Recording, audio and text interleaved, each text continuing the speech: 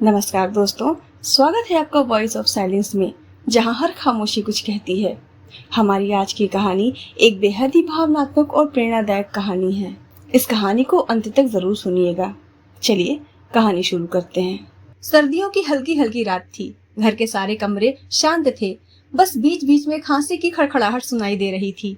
यह आवाज आ रही थी शांति देवी के कमरे से। रीमा करवट बदलते हुए परेशान हो रही थी। हे भगवान, माँ जी की खांसी ने तो नींद हराम कर दी है। न मैं सो पा रही हूँ, न अजय, और बेचारा रोहन भी करवटें बदल रहा होगा। रीमा का चेहरा चिड़चिड़ा हो चुका था। उसी समय अजय धीरे से बोला, रीमा देखो जरा माँ को, आज खांसी बहुत बढ़ गई है। दवा खाई भी है या नहीं पता नहीं। रीमा ने तकिया हटाते हुए मन ही मन गुस्सा दबाया और कमरे से बाहर निकली। शांति देवी बिस्तर पर बैठी खांस रही थी। उनकी आंखों में पानी था।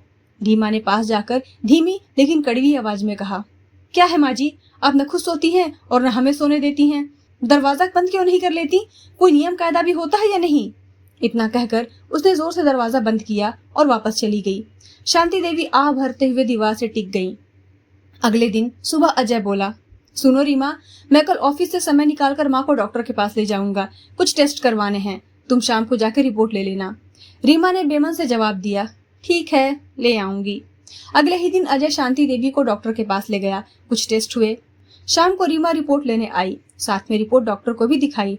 डॉक्टर ने बताया, अरे इनको तो लंग कैंसर की शुरुआत है, लेकिन ध्यान देने की जरूरत है। अभी से ध्यान देंगे तो ठीक हो जाएगी, वरना कुछ भी हो सकता है। रीमा का चेहरा पल भर को ढीला पड़ा। वो सोचने लगी, अजय अपनी माँ को खांसते देखते हैं तब इतने परेशान हो जाते हैं। अगर रिपोर्ट के बारे में पता चला तो वो तो श्रवण कुमार बन के दिन रात माँ के पीछे घूमने लगेंगे। अगले ही पल उसने रिपोर्ट को अपने बैग में डाल लिया। घर पहुंचते ही रिपोर्ट अलमारी के पीछे छिपा दी। रात को अजय ने पूछा, क्या कहा डॉक्टर ने? रीमा बोली, कुछ नहीं, फेफड़ों में इन्फेक्शन है, दवा दी है, सब ठीक हो जाएगा। मन ही मन रीमा सोच रही थी कि इस बुढ़िया को जल्द से जल्द यहाँ से कहीं और भिजवाना होगा। अगर इनके कैंसर का इन्फेक्शन मेरे या मेरे पति तक पहुंच गया तो, या फिर रोहन। नहीं, कुछ करना पड़ेगा। कुछ दिन बाद अजय ने देखा कि शांति देवी रसोई में नाश्ता बना रही थी। माँ, आपको आराम करना चाहिए, ये सब क्यों कर रही हैं? रीमा झट से बोली, मैं मना तो करती हूँ पर मानती ही नहीं। कहती हैं कि मेरे बेटे को मेरे हाथ का नाश्ता पसंद है। शांति देवी हतप्रत होकर बोली, अरे बेटा, मैंने कब कहा कि नाश्ता बनाऊंगी? रीमा ही तो कह रही थी कि दिन भर कमरे में पड़ी रहती हूँ, थोड़ा काम कर लिया करूँ। रीमा तुरंत बीच में कूद पड़ी, देखा अजय, यही तो मैं कह रही थी, माँ जी को भूलने की बीमारी हो गई है, वही बात बार बार दोहराती हैं। अजय सोच में पड़ गया, ये सब क्या हो रहा है? कौन क्या बोल रहा, कुछ समझ नहीं आ रहा। धीरे धीरे रीमा हर बात पर शांति देवी पर इल्जाम लगाने लगी। आज फिर रीमा अजय के घर आते ही शुरू हो गई, देखो ना अजय, माँ जी गोलू की टीचर को परेशान करती हैं। वो पढ़ाने आती है तो उनसे ही सवाल जवाब करने लगती हैं। और आज तो झाड़ू पोछा करने वाली को डांट दी। बताओ, अगर उसने काम छोड़ दिया तो पूरी जिम्मेदारी मुझ पे आ जाएगी। मैं कैसे मैनेज करूंगी सब? बेचारी शांति देवी मना करती, लेकिन उनकी आवाज दबा दी जाती। इन आरोपों से तंग आकर शांति देवी कमरे से बाहर निकलना ही कम कर दिया। ज्यादातर वक्त कमरे में बैठे रहती। अकेलापन काटता, लेकिन बाहर निकलती तो बहू के ताने सहने पड़ते। एक दिन वो बाहर आई तो देखा रीमा फोन पर अपनी सहेली सोनिया से बात कर रही थी। रीमा धीरे धीरे कह रही थी, क्या बताऊं यार, इस बुढ़िया से पीछा छुड़ाना मुश्किल हो गया है। सोच रही हूँ कोई रास्ता निकालूं, वरना आगे चल के मेरे लिए मुसीबत बढ़ जाएगी। सोनिया हंसते हुए बोली, तो ओल्ड एज होम क्यों नहीं भेज देती? रीमा ने फुसफुसाते हुए जवाब दिया, ऐसे कैसे भेज दूं यार, अजय माँ पर जान छिड़कता है। एक दिन बात की थी इस बारे में तो 2 दिन तक उसने मुझसे बात नहीं किया। धीरे धीरे बात आगे बढ़ानी होगी। मैं सोचती हूँ कुछ, तेरे पास कोई आइडिया होगा तो बताना। ये सब शांति देवी ने पीछे से सुन लिया। उनकी आंखों में आंसू भर आए। वो सोच रही थी, बहू कौन से जन्म की दुश्मनी निकाल रही है। कुछ दिन बाद सोनिया ने फिर फोन किया, रीमा, मेरी शादी तय हो गई है, अगले महीने है और हफ्ते भर का पूरा प्रोग्राम रहेगा। तुम और अजय रोहन के साथ जरूर आना। रीमा मुस्कुराई, लेकिन माँ जी, उन्हें छोड़कर जाना मुश्किल है। सोनिया ने सलाह दी, देख, तू अजय को किसी तरह 1 हफ्ते के लिए उन्हें वृद्धाश्रम भेजने के लिए मना और यहाँ शादी में आ जा। फिर धीरे धीरे वापस लाने की डेट को आगे बढ़ाते जा। धीरे धीरे अजय के दिमाग से खुद ही ये बात निकल जाएगी। उससे कह, देखो, वहीं उनके हम उम्र मिलेंगे, बातें करेंगे, वह धीरे से मान जाएगा, तुझे भी आराम रहेगा। धीरे धीरे फिर यही सिलसिला आगे बढ़ाओ, समझी? तेरा प्रॉब्लम भी सॉल्व हो जाएगा। रीमा के मन में ये बात घर कर गई। शाम को जब अजय ऑफिस से लौटा, रीमा बोली, अजय, सोनिया की शादी है, उसने हमें बहुत प्यार से बुलाया है, हमें जरूर जाना चाहिए। अजय ने कहा, मैं कैसे जा सकता हूँ, माँ जी को अकेला छोड़कर, तुम चली जाओ रोहन को लेकर। रीमा ने तुनक कर कहा, मैं अकेली क्यों जाऊं, जब तुम हो तो सब वहां बातें बनाएंगे कि पति नहीं आया साथ में। शादी के 5 साल हो गए, कहीं घूमने तक नहीं गए, 1 हफ्ते ही की तो बात है। अजय चुप हो गया। रीमा धीरे से बोली, एक उपाय है, माँ जी को वृद्धाश्रम भेज देते हैं, वहां उनके हम उम्र लोग होंगे, उन्हें उनके साथ अच्छा लगेगा और फिर शादी से लौटकर वापस ले आएंगे, सिर्फ 1 हफ्ते की बात है। अजय ने गुस्से से कहा, क्या, माँ को वृद्धाश्रम, पागल हो गई हो क्या?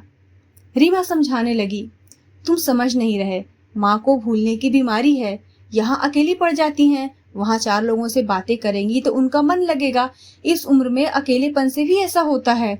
अब देखो, तुम उन्हें समय दे नहीं पाते, मैं भी ज्यादा साथ नहीं बैठती, घर के काम में ही लगी रहती हूँ, और ये सिर्फ 1 हफ्ते की तो बात है।